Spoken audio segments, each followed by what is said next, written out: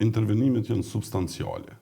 Nëse e shiqojmë se ku qytetari investon paron në sektorin e shëndetësisë për gjatë vitit, janë më shumë të barnat se sa të ofrimi i shërbimeve shëndetësore, e që të barnat qeveria Kurti, prej kur e ka marrë buxhetin me 24 milion euro për barna, ka rrit në 35 milion euro dhe mandej sot është mbi 65 milion euro, ndërsa synimi për qeverisjen Kurti 4 është në rreth 100 milion euro.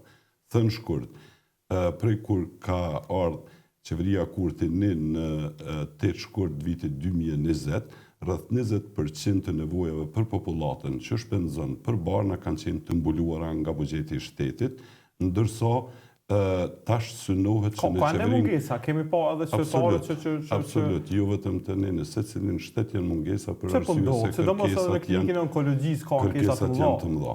Unë mund t'ju them se në klinikën e onkologjisë, për asa jam në dielni dhe jam vetë onkolog, përmbi 90% ka qenë në vazhdimsi furnizimi me barna të shtrejta. Kështu që disa barna që jipen komplementare, ekziston mundësia që të ketë ndërprerje në furnizim, po mirë po kryesisht furnizimi me barna, sidomos me barna të shtrejta ka qenë gjithmonë mbi 90%.